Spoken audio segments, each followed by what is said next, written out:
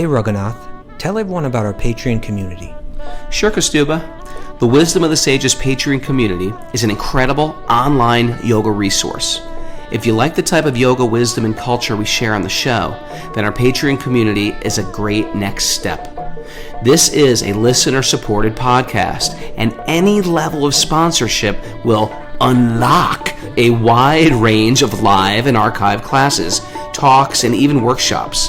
Raghunath teaches, I teach, and we have a host of other excellent teachers on topics ranging from yoga philosophy, asana classes, storytelling, Ayurveda, kirtan, cooking, meditation, and a lot more. We even have an incredible online Bhakti 12-step recovery group. So if you want to check it out, go to patreon.com/wisdom of the sages. All right, let's get it on. Om Namo Bhagavate Vasudevaya. Om Namo Bhagavate Vasudevaya. Om Namo Bhagavate Vasudevaya.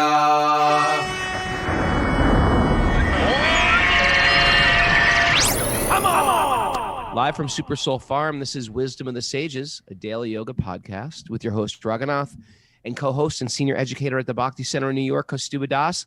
Welcome to the show. Welcome to the Srimad-Bhagavatam. Welcome to Walk on Wednesday. And it is our last class.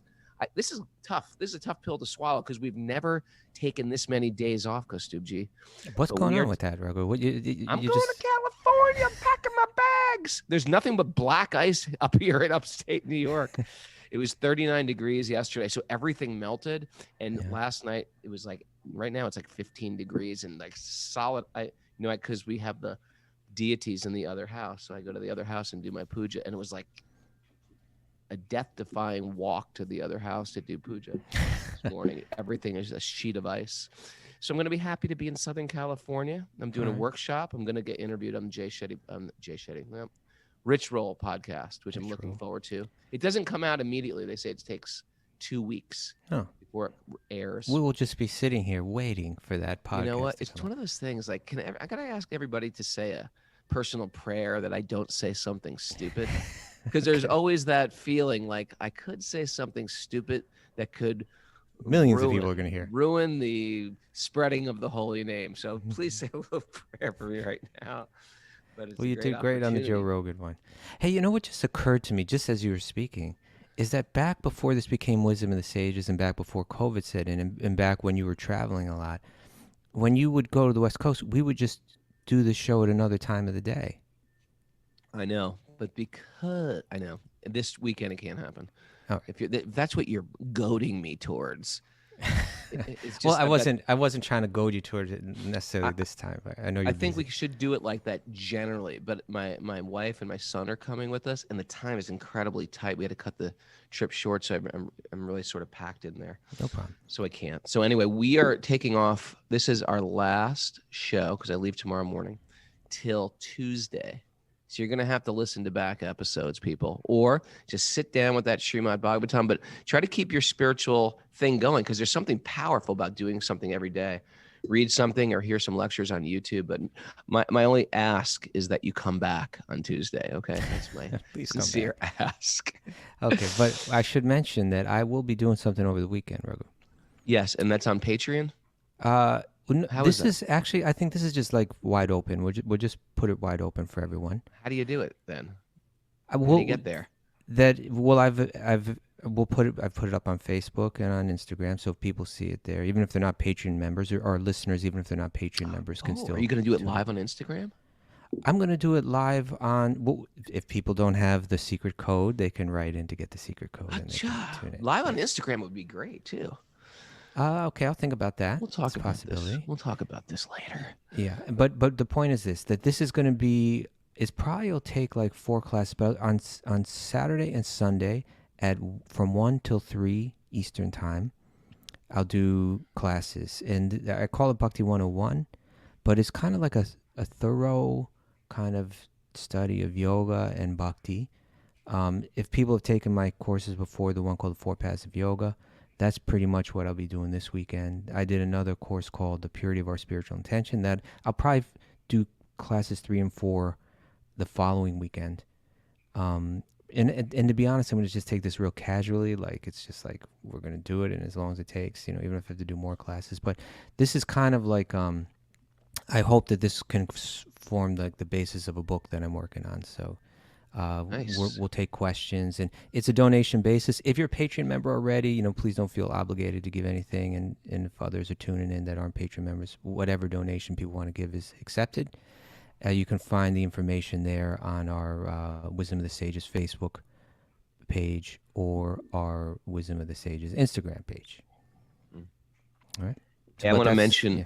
I was just going to say this 1 till 3 on Saturday and Sunday. 1 till 3 on Saturday and Sunday. Yeah. That's great. What an asset. Okay. Kaustubha, you are an asset to the world. I am. I'm at least one syllable. I'm an ass, and you are an asset. Okay.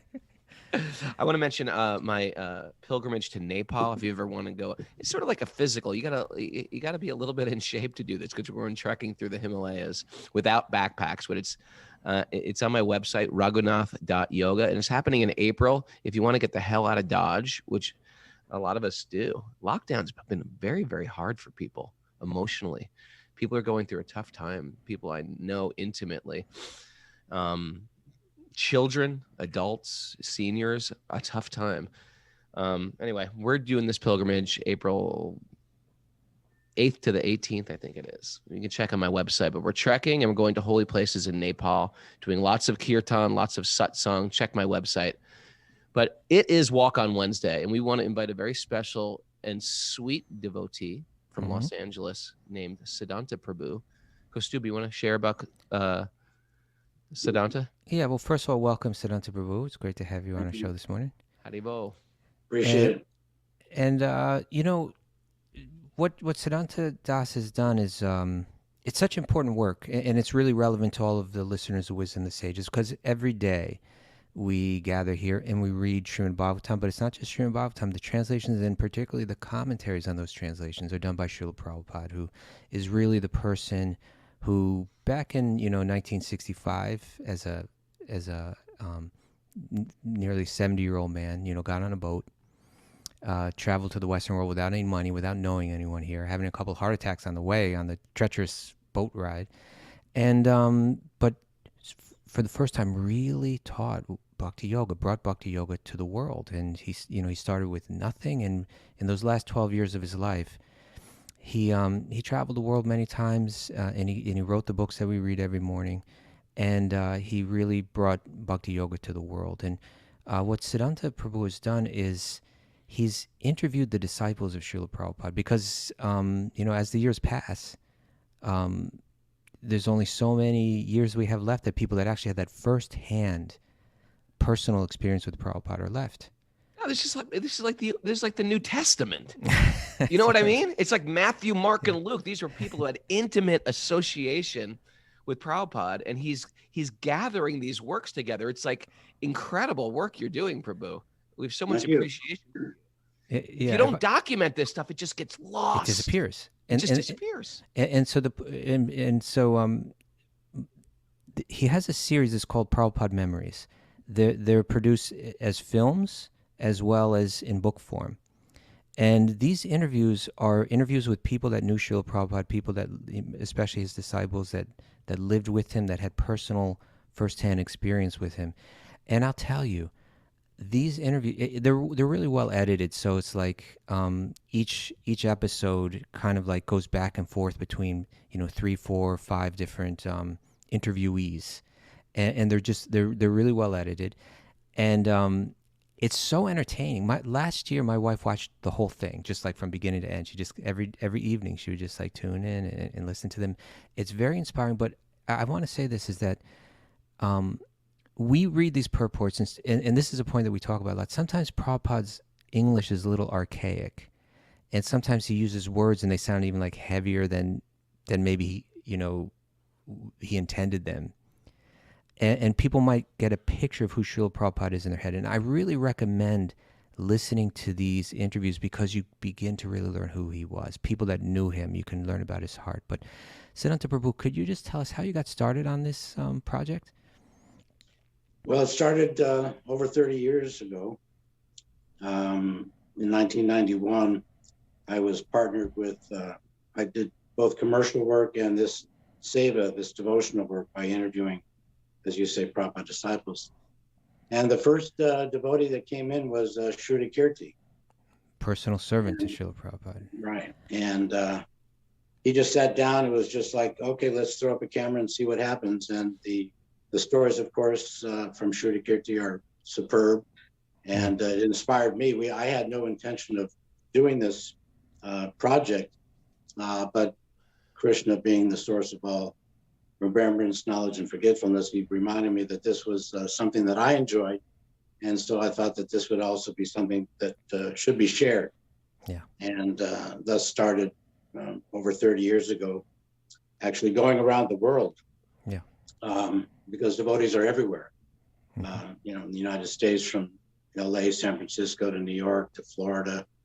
Then I've been able to, while I've been still doing my commercial video projects, when I have a downtime, then I go to India a couple times, Australia, the UK, France, Fiji, Amsterdam.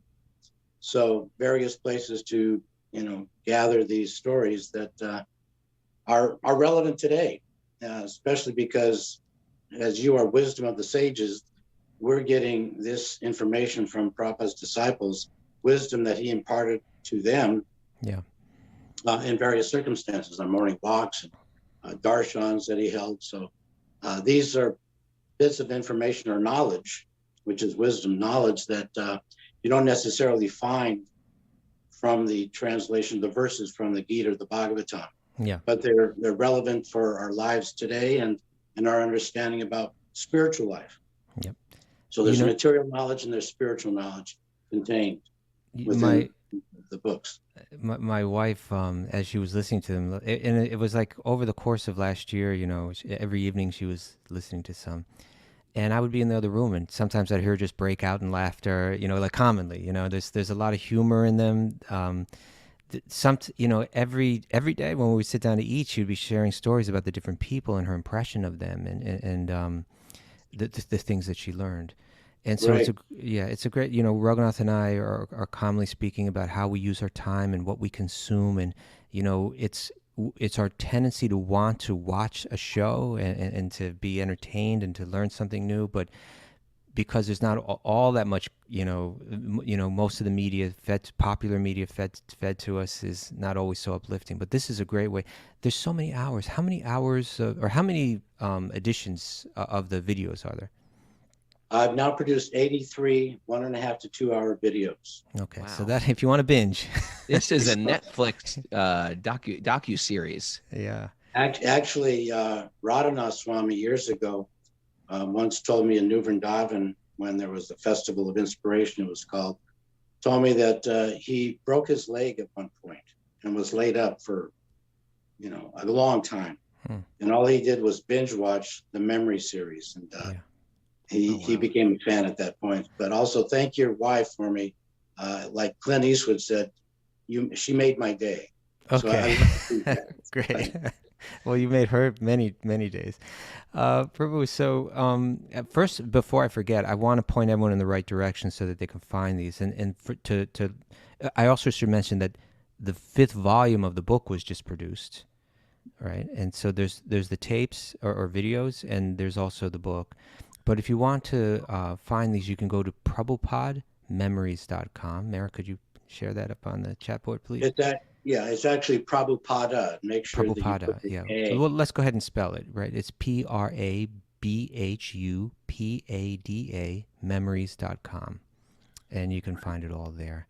But with a few minutes that we have left, maybe I could turn the microphone on you. You're usually doing the interviewing about Prabhupada, but you're Prabhupada's disciple, and you had experiences with him yourself. Could you share maybe just one or two quick stories that might be interesting for us? Just to do a shameless plug, this is what the 5th volume looks like. It's a beautiful photo of Prabhupada while he's meditating. And this was taken in New Mayapur, France. Nice. And it's 520 pages. I interviewed 108 disciples in this one book, and there are over 700 individual little stories or anecdotes. How much is the whole collection of the books? Well, funny you should mention. You got a special deal? A special deal.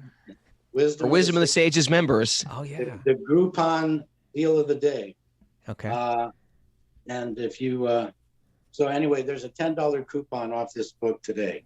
Great. Normally it's $21.99, so plus $4 shipping. So $10 off that price.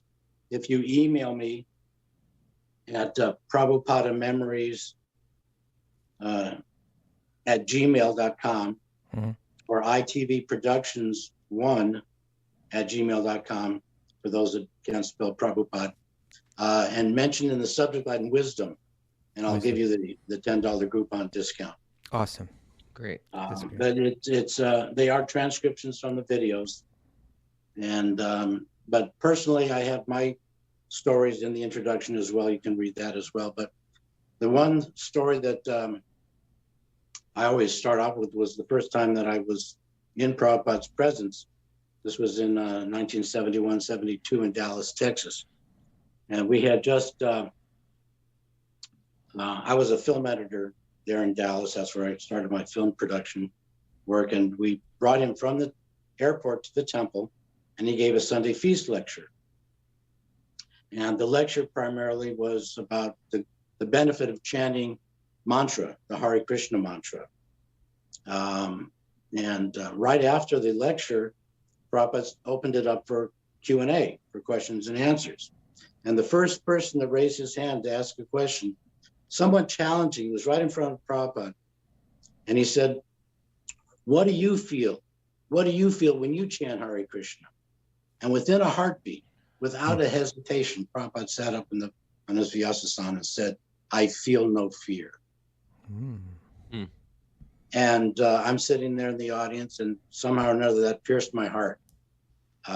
It went through the mental platform, and I realized a couple things. One, that it was the absolute truth, that if I wanted to eliminate the fears that I was having, it was the time of Vietnam War, and I was just beginning the film business. Didn't know if I would, make ends meet to pay the rent. I didn't know if I would have a girlfriend. We all have certain fears. Even today, obviously, with COVID and so many economic problems, we're always besieged with fear, one form or another. Yeah. So if I can chant Hare Krishna, this will eliminate the fear, because he did it. So there's hope for me as well if I could chant this mantra. So that became embedded in my heart. That's beautiful. Second, another time that I had a time with Prabhupada was on a morning walk in Denver, Colorado. And there he was, this particular morning, he was talking about the benefit of prasadam, which is food that's been offered to Krishna, and it becomes spiritualized because we give it as a act of love, offering to Krishna or to God before we partake. So he said that the benefit of eating food offered to God, prasadam, is that since there are 8,400,000 different species, as he writes in his books, if an animal or any other being other than a human being eats prasadam, just takes one bite, they jump over all the other species and take birth in the human form in their next life. Which to me was, I was standing 2 feet from him. So it was something I'll, remember for, that was over 40 years ago. Do you go and feed animals sometimes with prasad? As often as I can. All right. I have a nice backyard, so. Well, your Prabhupada Memories tapes and books are really prasad that you're giving to all of us. So thank you so much for that. Again, for people that want to find this, they can go to prabhupadamemories.com. And I really highly recommend this as something to binge on. Right, Raghu, you could binge on this, right? I'm a binger. I'm looking forward to this. When I have to drive the kids somewhere, you just pop in prabhupadamemories.com, and I'm looking forward to it. I've listened to them randomly, but not like it was sort of one of those things you'd find on I think YouTube or something. But now I'm going to actually systematically go through these. These are great. I love finding old disciples. In my travels, I meet interesting people that, and they say, oh yeah, I met the Swami or I met the Prabhupada. Oh, and God, I just thought of something. Go ahead. You got, Before you finish. I wanted to tell him my crazy I'm story sorry. about No, how you- I met. That's Purushottam. that's what I was going to say. That's why we have Oh. to turn Siddhanta Prabhu onto Purushottam and find him for him Did so I we tell can you interview him. this, Siddhanta Prabhu? You want to hear a great story? Sure. I was doing a random kirtan at a random place Queens. in Williamsburg, New York, Oh, Brooklyn. in Brooklyn, with Doyal Garanga and Alexandra Moga, and just like 3 of us or 4 of us, Tom York, and it was this whole like commune of not even like not even yogis, some South American. I don't know what these guys were, but they all lived together. Eclectic community collective. of people all wearing white outfits. So we did this kirtan, and there was this guy, probably about 66 or something, in the audience, and he was sort of like dancing. And he came up to me and he goes, "That was such a great kirtan. Have you ever heard of Bhakti-Vedanta Swami?" And I was like, "Yeah, yes, of course I have." And he said, "Well, I traveled with that Swami for a year, and I listened, and I lived with him at John Lennon's estate." And I said, "Oh, you're kidding." I was like, "What was your name?" And he said, "My name was Purushottam Das Das Brahmachari." And I was like, he goes, "Did a book called Nectar of Devotion ever come out?" I go, "Yes, it It's like came Rip out." Van Winkle. This is like Rip Van Winkle. He slept for 40 years. And I said, "Yes, it came out." He goes, "Because I was doing the transcription of that book. Prabhupada would speak into a microphone and I would write it down." I was like, "Wow, I got to find a copy of that book." And I was like, "Have you ever been to like the Brooklyn Temple or the Bhakti Center?" He goes, No.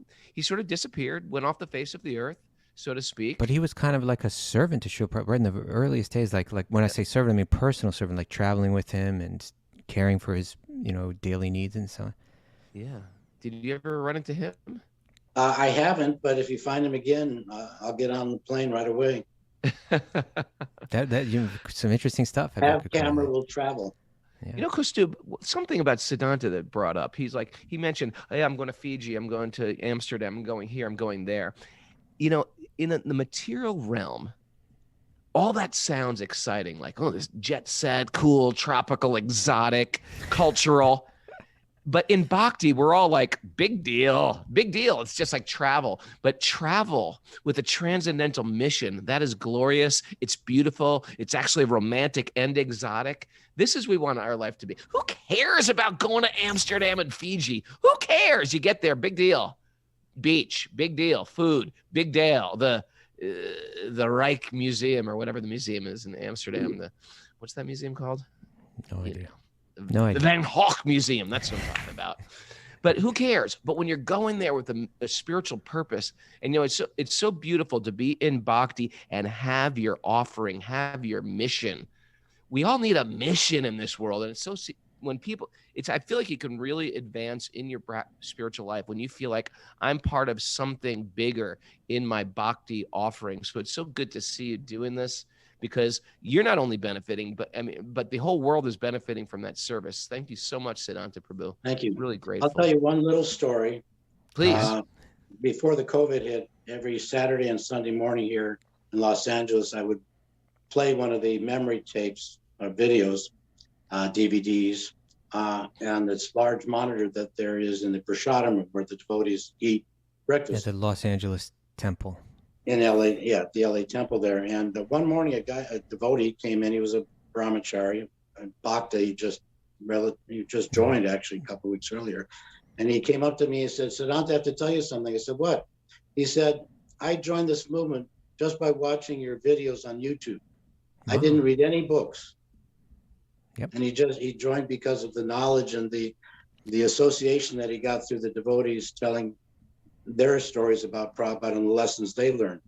So we say that the potency of Prabhupada is in his books. Prabhupada said that I am in my books. Mm-hmm. And we can feel his presence there through his knowledge and what he's put into the books and his translation and the purports. So similarly, I've realized, because this devotee told me that he joined just by hearing these oral histories, that Prabhupada is also in his transcendental pastimes. Yeah. That he comes to life when you hear the stories about him, because not only are there stories about the knowledge he presents, but also about his qualities, his compassion, his wisdom, his humor. He wasn't just a stern, grave figure, preaching on the theosophy. Yeah, I think that when you hear these personal testimonies, it gives you a picture of who the person actually was, and then when you go and read these commentaries, you see them in a different light. They're colored in a different way, and so I think it's really it's valuable on so many levels. Thank you, and I thank you for the platform. Appreciate it. Oh, it's been our pleasure to have you. Thank you so much. Keep up the good work. We know it's very, very early in the morning / late at night in Los Angeles. So if you want to check out and go to bed, you can. If you want to stay and listen, you can as well. But we have nothing to teach you. We are just repeating. It's not our wisdom. This is the beautiful thing about wisdom. The wisdom of the sages is in the pages of the Srimad-Bhagavatam, and we're just sort of trying to repeat it without making any offenses. But thank you for joining us, Prabhu. Oh, you're doing a great job. PrabhupadaMemories.com or at gmail.com or ITV Productions and then the numeral 1 at gmail.com.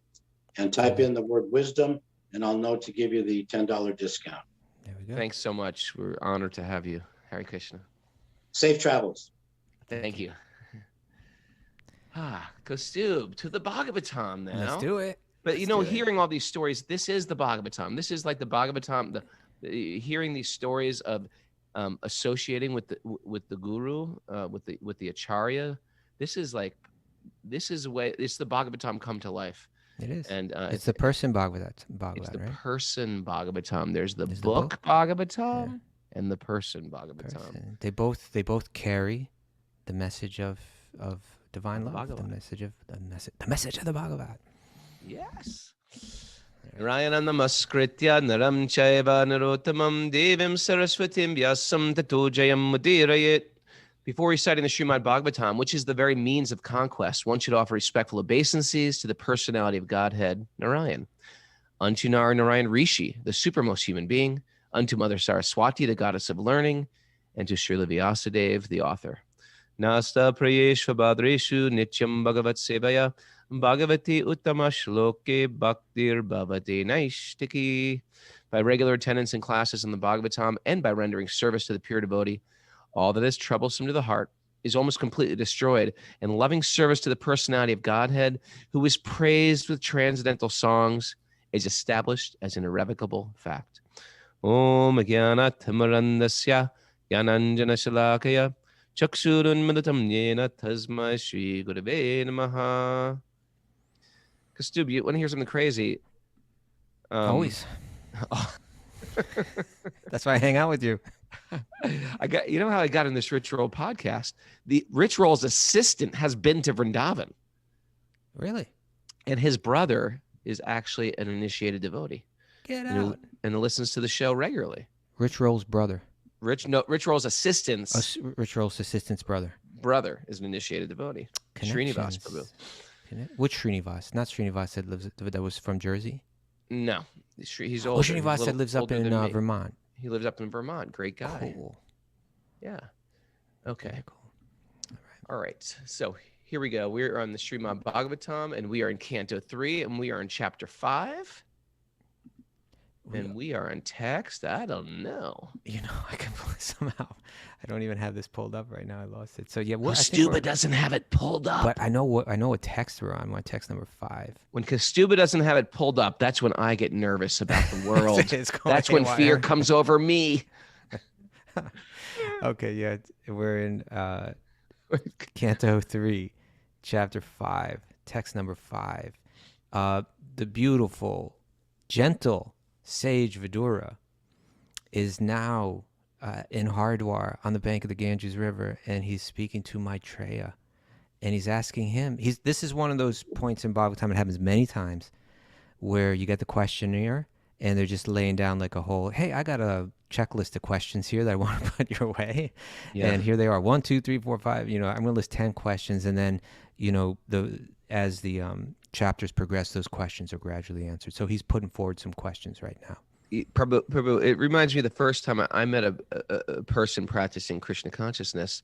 I had so many questions that Yeah. The person said, "Hey, do you have any questions for me?" I gave this guy like 100 questions, and this is what happens when you find someone who's sort of spiritually connected. You just want to like everything that's been burning in your heart and your mind, maybe for decades, you just unleash and you get those perfect, beautiful, satisfying Vedic answers. And that's probably why a lot of us are here on a regular basis, because you're getting perfect answers to those perfect questions. And the perfect questions are, start with, who am I? Why am I here? What the hell am I doing with my life? Where do we what's the goal of all this?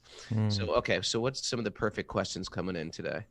Well, why don't we go back and forth a little bit? Why don't you take text 5? Text 5. Yeah. He lies down on his heart. Oh, that's text 6. Text 6. Text 5. Okay. Oh, great sage, kindly narrate how the personality of Godhead, who is the independent, desireless Lord of the three worlds and the controller of all energies, accepts incarnations and creates the cosmic manifestation with perfectly arranged regulative principles for its maintenance. He's asking about creation, right? Because we want to get the whole thing. We want to understand. By the time we get to understanding him, understanding Krishna in a very personal way, which Bhagavatam is going to go there, we have to understand him, all his potencies. And that's one of those.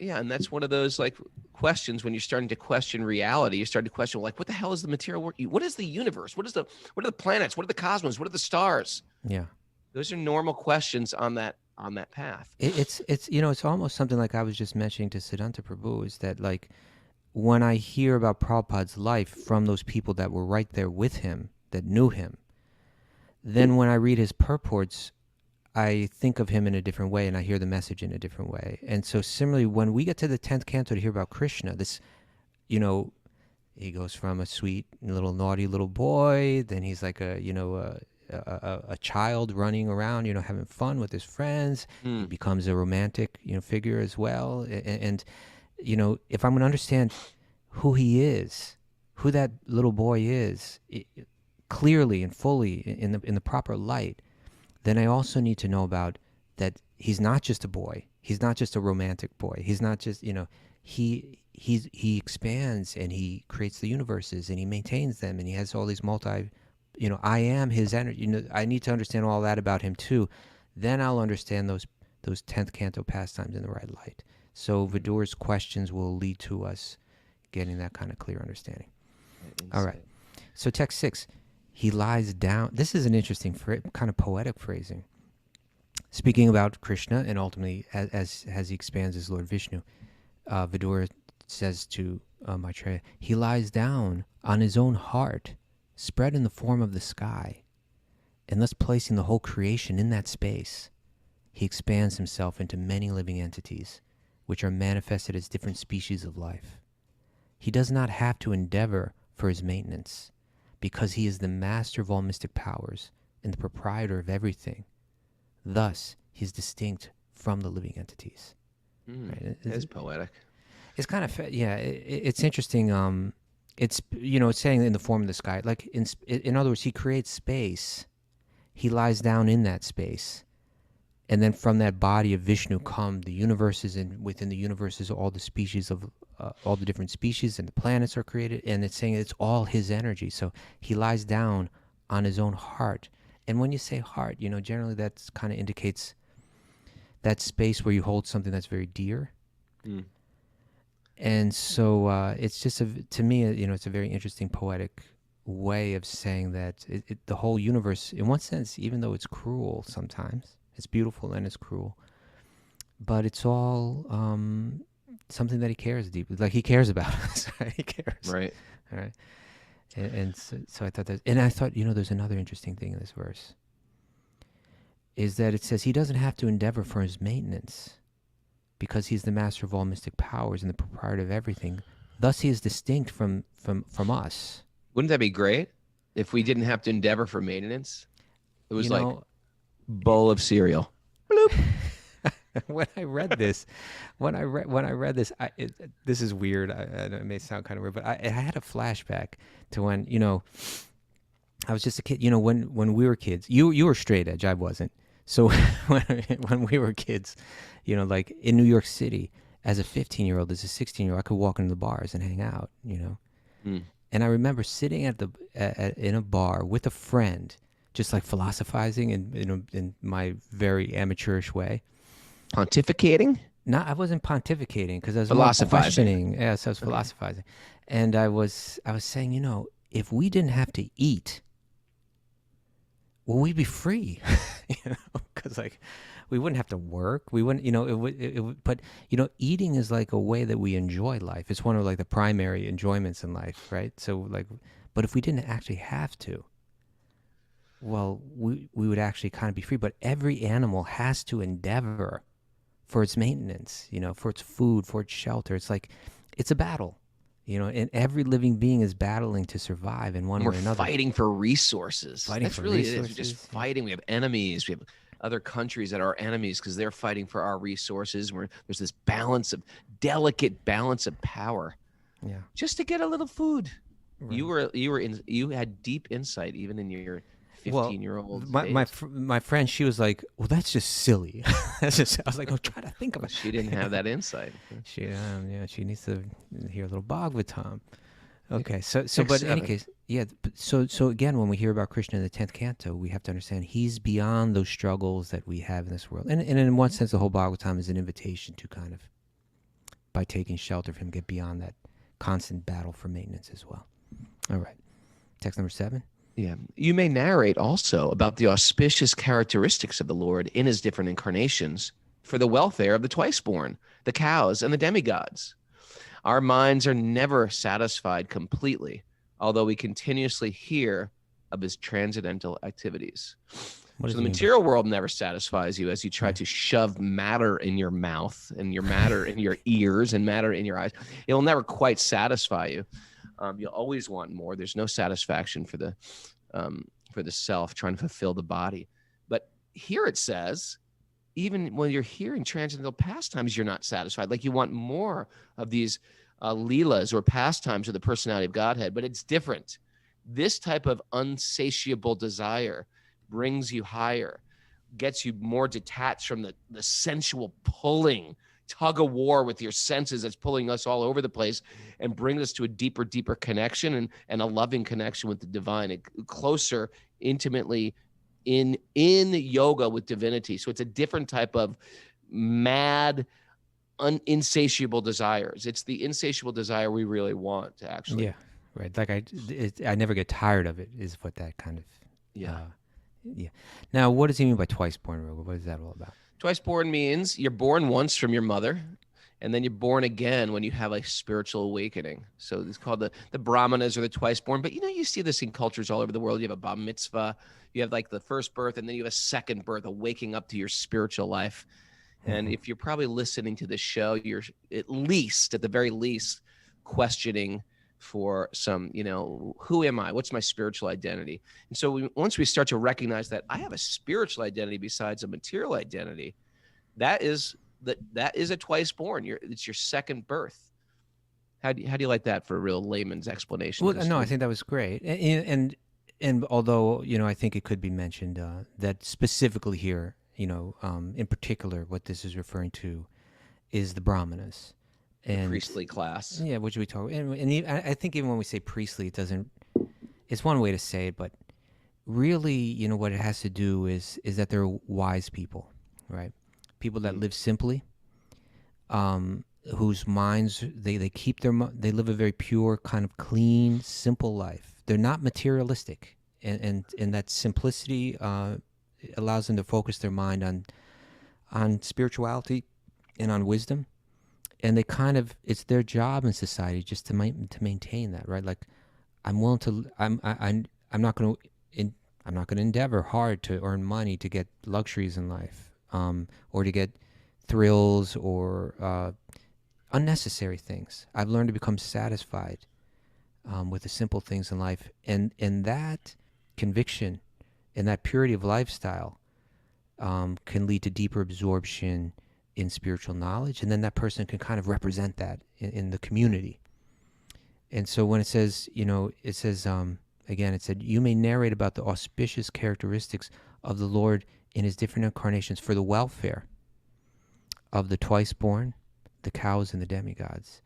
It's saying that when as a society we're very conscious of the wise people and we honor them. In our culture, who do we honor and who do we, who are we attracted to? And not necessarily the wise people.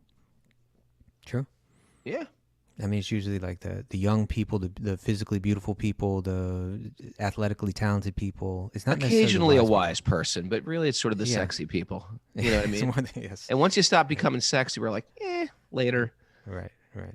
Can I bring up a side note on this? Please. And I'll do this by trying to put Mara on the hot seat. All seat. right. Mary, But ready? Mara, according to Vyasadev's father, first who's Vyasadev's father?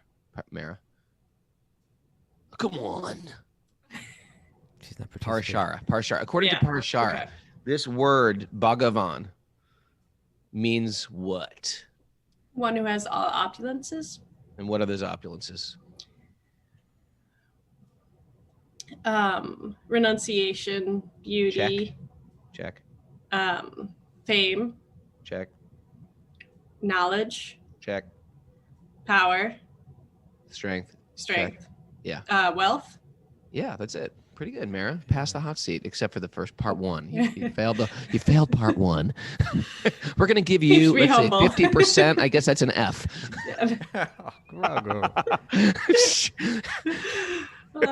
You're worse But than no, the you- private school. Yeah. Shit, Now, deal now with the interesting thing is, we understand beauty, strength, wealth. Those are opulences. So Yeah. Krishna or God has all opulences. So this idea of renunciation, why is that an opulence? And the Brahmins have this quality of renunciation, meaning they want to be renounced. Prabhupada calls it voluntarily taking a vow of poverty. Now, usually when we hear if an American was to hear, they were like, what? Voluntarily being poverty stricken? The idea is you can't be purchased. They're not so interested. He said, I'll give you $1 million to do this. Whatever. It can't be purchased. And because of that, they can make decisions. They're not dependent on someone paying them off. Yeah. They So speak they the make truth. they speak the truth. They make great lawyers, great judges, great doctors, great teachers. Why? Because they feel like I'm not going to be purchased by somebody. I'm just going to give what I give. And I'm not going to be swayed by that. And it's actually a very beautiful quality. There's something beautiful. And finally, our consumer consumption culture is appreciating the power of living simple. It's like a whole thing. Simple living, tiny homes. I live in a 8-foot by 12-foot, whatever, and there's like some appreciation for that. It is interesting. Yeah. I mean, it's just a little wave pushing back against a tidal wave of consumerism and materialism, but it is growing. And I noticed yesterday, I ordered something online. Yeah. Which, is kind of like just a manifestation of this massive consumeristic world, right? Rather than going to a market in my village and buying something, I order something from some other part of the globe that's shipped to my home ridiculously quickly, like in 8 hours. Ever get something that quick from Amazon? I was like, what? How could are they standing outside my door? Yeah. but what this said is it gave you an option. Like, you can get this like tomorrow, or you could get it like on this day, or you can get it a day later, but it's gonna come in less boxes, and there'll be like less less of this quick travel involved, and so it's like it's recognized that there are people that are saying, you know what, I don't need it this instant, and I would prefer if you didn't send a truck going this way and a truck going that way just to get me the stuff quicker, and we can do this in a more simple way. So you're right. There is a little tiny, but growing realization that we need to live more. And this is the way the yogis live, right? It's all about, you can boil it down to two things. And this is the life of the Brahmana: simplicity and kindness. Right. That's what, if we're going to practice yoga, this is what the Bhagavad Gita is telling, the Bhagavatam. They're telling us this is the mind and the heart of the yogi. They live simply, and they treat every living being with kindness. And that that state of mind is the state of mind in which your mantras and your spiritual practices will start to bear fruit. So parents, this is what we teach. This is how we have to teach the children. We teach by example, because most of us, we are renouncing or living simply now only because it's almost like we've eaten too much junk food and we're just got to vomit. It's not because we're such geniuses. It's like because we've indulged so much that we're sick to our stomach in indulgence. We're like, I got to live simple. This is ridiculous. So it'd be great if we just learned it from childhood, like simple living, detached, I can't be purchased. And that's like the generations like we're trying to bring into this world. You know, you still haven't seen, I mentioned this months ago on the show, but you got to see this film, Raghu, about St. Francis, Brother, Sun, Sister, Moon. Brother, Sun, Sister, Moon. Brother, Sun, Sister, Moon. I'll watch it on the plane. Is it on Netflix? I'll download it. I don't know. It's probably out there on, I don't know, maybe it's on YouTube or something like that. Brother, Sun, Sister, Moon. Sister Moon is the story of St. Francis. And because just the way that you're speaking right now reminded me of that, because there's a scene where they break into songs. It's a musical. You know, it's a musical. Well, at least it has one. I don't know if it's a musical, but it has one scene where they're singing a song together. Okay, and you know, Francis. Call that a musical. I believe there was a Saint Clare that was closely associated with Francis. You know, a woman that kind of joined his ashram. You know, for lack of a better word. And I think they're building a church or something like that, but they're singing this song as they're doing their seva, doing their service, you know. And the song was just about how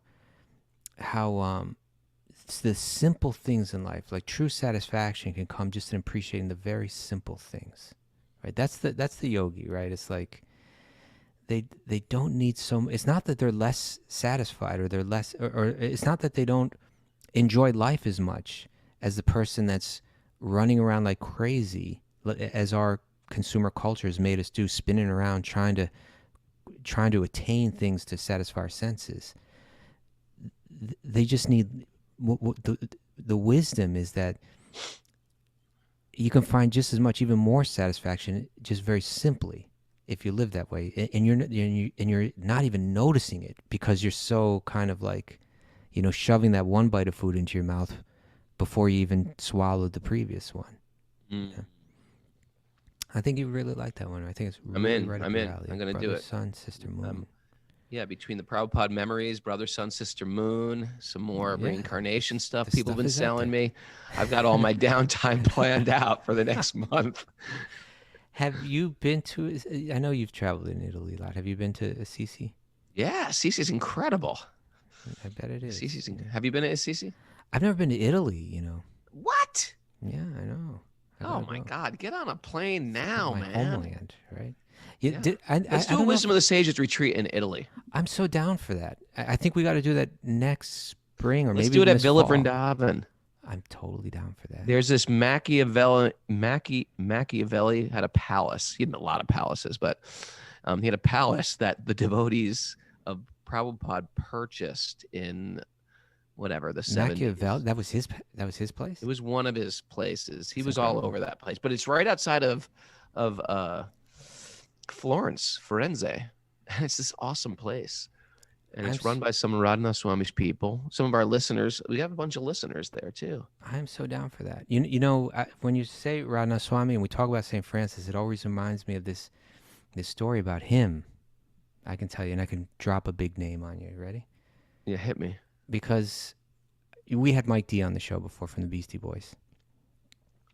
And you know, what was revealed in that show that many people probably didn't know is that Mike D he's a Krishna Bhakta, right? That's the reason why we had him on the show. Yeah. And so I introduced him to Radhanath Swami, and he invited us to come to his home one day. So we went to his home, and met with his wife and his kids. And his wife is also kind of a successful film producer or director. And she had I think she did a film on the artist Basquiat. And it had just been shown in a film festival in Italy. So they had just returned from Italy. And they had visited Assisi and other places, you know, associated with St. Francis. And so they mentioned that to Radhanath Swami. Now, Radhanath Swami, you know, one could look at him and say, okay, he's like a Hare Krishna devotee, and he might be able to tell. And the fact is, if you talk about the holy places, if you ask him to speak about the holy places, he could just go on forever, right? In great detail. You know, if you ask him about Vrindavan, he could tell you about all the forests of Vrindavan. He can tell you about all those places within those forests and the pastimes that took place there. And then he could go into deep detail about the meaning of those pastimes. And then if you said, you know what, okay, that's Vrindavan, tell me about Jagannath Puri, tell me about Sri Rangam, tell me about, you know, you could just go through all the different, and he's visited them and he knows them in detail. Because he has a natural enthusiasm for that. And right, his heart and his mind are called to that. So when they started speaking about St. Francis and Assisi, he started in the same way, right? In the same way that you and I and many others have heard him describe Vrindavan, he started going to great detail about the place that they had just returned from, you know, and the deep spiritual significance of these places. And not that I could read their minds or anything, but my impression was, this is amazing that, you know, here's a person, it just shows how this goes beyond religion, you know, that when you see this spiritual truth somewhere, that a person a deep spiritual person seeks that essence, and wherever they see that essence, they appreciate it and they're enthusiastic about it. And so just seeing him speak about spirituality from a totally other tradition, and his genuine, not only his enthusiasm for it, but the detail in which, you know, the detail with which he spoke just revealed that it's like a genuine enthusiasm. You know, it was really beautiful, you know, beautiful scene for me. I always remember that. And they lit up. I think they did. Yeah, they did light up. Yeah, that's beautiful. How are we doing for time? We got 3 minutes here. Let's get another verse in. All right, you want to squeeze one in? Yeah, let's squeeze it in. Okay, so we're on. I've lost our spot.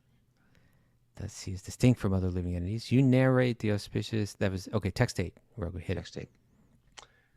The Supreme King of all kings, King of kings forever. The Supreme King of all kings has created different planets and places of habitation. You know, I didn't say it. The Bhagavatam's saying it. Habitation? Where living entities are situated in terms of the gunas, or the modes of nature and work. And he has created their Guna different and karma.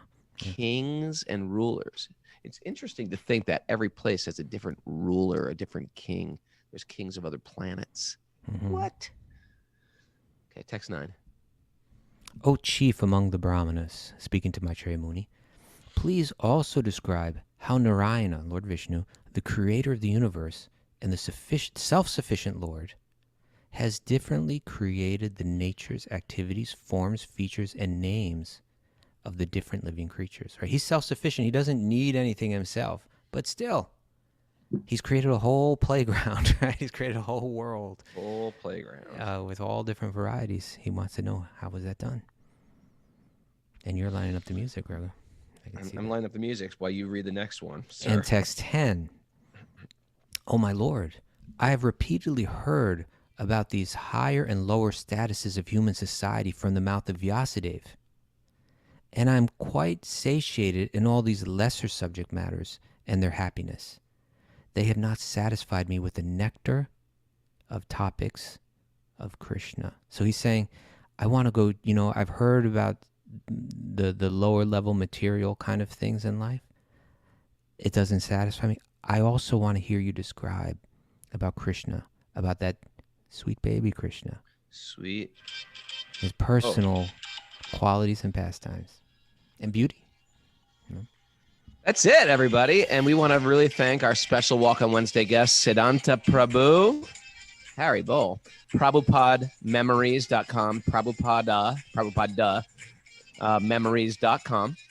And check out those videos on your that's what life, you know, what we do in our downtime creates our consciousness. What do you think about that, Kaustubha? It's true. Right? Yeah. And I'm teaching a yoga class at 7 a.m. If anybody wants to join me at supersoulyoga.com, join me there. And we're taking a little break and see you on Tuesday. If you like what we're doing, go to our Patreon, join our Patreon community. Okay. Patreon.com/Wisdom of the Sages. You can give a monthly contribution of your sorts. It helps keep this boat floating. Thanks to everybody for joining us on a regular basis. If you want to join us on Zoom, we have a great community that joins us every day. We got a Bhakti recovery meeting today. 1 Bhakti p.m. recovery. These guys are always meeting. They're always trying to recover from material indulgence. And they're From the beautiful previous people. meeting.